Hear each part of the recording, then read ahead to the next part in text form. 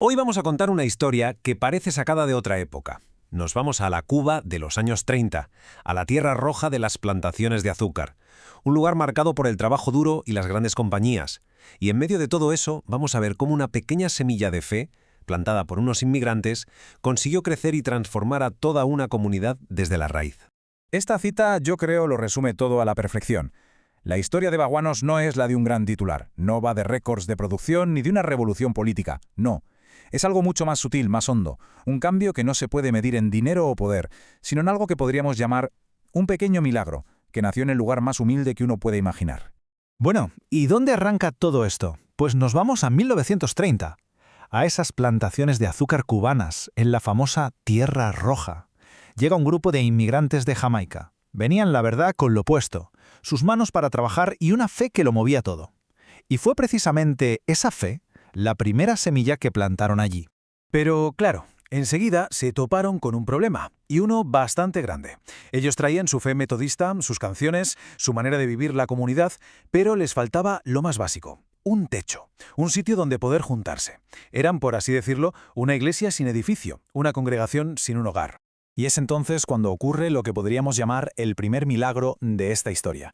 Un trabajador, un inmigrante del que ni siquiera sabemos el nombre, hizo algo increíble. En un acto de generosidad total, cedió lo único que de verdad tenía, un trozo de su propio patio. El mismo sitio donde su familia hacía vida, donde jugarían sus hijos, se convirtió en la primera piedra de su iglesia.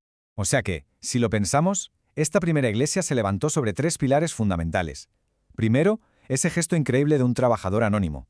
Segundo, el coraje de dos pastores laicos, gente del pueblo, que dieron un paso al frente.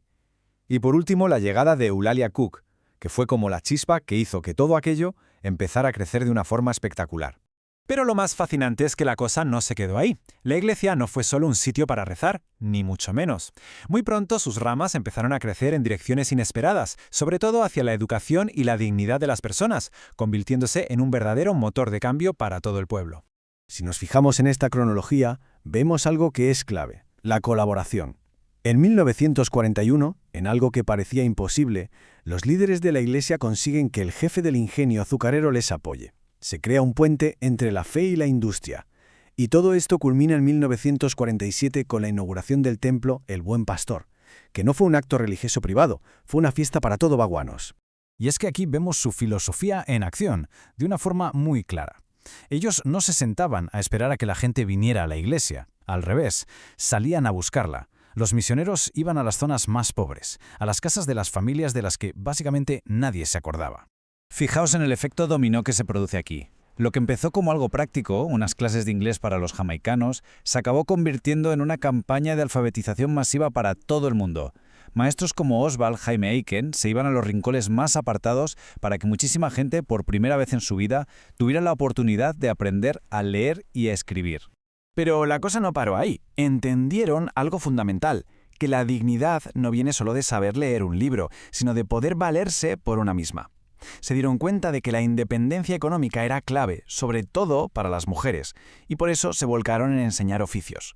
Y no eran talleres de cualquier cosa, ¿eh? Como vemos, enseñaban habilidades súper prácticas y muy necesarias. Costura, tejido, repostería. Para muchas mujeres, aprender esto supuso un antes y un después. Fue la diferencia entre depender de otros y poder ganar su propio dinero, una forma de ganarse el respeto a través de su trabajo. Este gesto, que puede parecer simplemente simbólico, en realidad fue muy importante. Al poner una estatua dedicada a las madres en la plaza del pueblo, en el corazón de la vida pública, la Iglesia estaba lanzando un mensaje muy potente. La familia y el rol de la madre son pilares de nuestra comunidad y merecen el respeto de todos. Y así, poco a poco, con todos estos cimientos, la iglesia se fue convirtiendo en el corazón de la vida social y cultural de Bagualios. Ya no era solo un lugar para la fe del domingo, era el lugar donde se celebraba la vida, todos los días. A ver, quedémonos con esta fecha porque es importante. El 1 de mayo de 1952. Ese día se celebra la primera Feria de Superación Campesina, un eventazo para toda la comunidad organizado de principio a fin por la Iglesia. Y es que estas ferias eran una auténtica fiesta. Había de todo, desde exposiciones de los mejores productos del campo, hasta obras de teatro, competiciones deportivas o bailes. Esto nos demuestra que la Iglesia no solo se preocupaba del espíritu, sino de celebrar la cultura y la identidad del pueblo en todas sus formas. Y por si fuera poco, solo unas semanas después de esa primera gran feria, hicieron otra cosa increíble, construir un parque infantil. Porque entendieron que cuidar de la comunidad también es asegurarse de que los más pequeños tengan un lugar seguro y feliz donde poder jugar. Muy bien, hemos visto todo lo que hicieron. Pero claro, la pregunta ahora es, ¿y qué queda de todo aquello? Con el paso de los años, ¿cuál es el legado real, el que de verdad ha perdurado en el tiempo? Si lo resumimos, el impacto es clarísimo y se ven cosas muy concretas. La alfabetización abrió un mundo de posibilidades a la gente. Los talleres dieron independencia a las mujeres. Las ferias ayudaron a que no se perdiera la cultura local. Y los parques crearon espacios para todos. No fueron acciones sueltas, fue un proyecto de construcción de comunidad en toda regla. Pero claro, esta historia no puede ignorar la realidad actual. Hoy Baguanos es un lugar muy diferente. Se enfrenta a problemas muy serios, como la falta de oportunidades económicas o que los jóvenes se marchen a buscar un futuro mejor. Aquel pasado lleno de vida contrasta bastante con los retos de hoy en día. Y sin embargo, y aquí está la clave de todo, el verdadero legado no ha desaparecido. Quizás las circunstancias económicas han cambiado, pero la gran transformación de Bagonanos nunca estuvo en el dinero. Estuvo en los valores, en el espíritu de comunidad que se forjó. Y eso, como dice la crónica, permanece en la memoria de la gente. Al final, toda esta historia nos deja con una pregunta flotando en el aire. Una pregunta muy potente. ¿Qué hace falta de verdad para cambiar un lugar desde dentro? ¿Grandes inversiones de dinero? ¿Planes del gobierno? ¿O quizá la respuesta es algo mucho más pequeño? Y la propia historia de Baguanos parece darnos una pista, ¿verdad?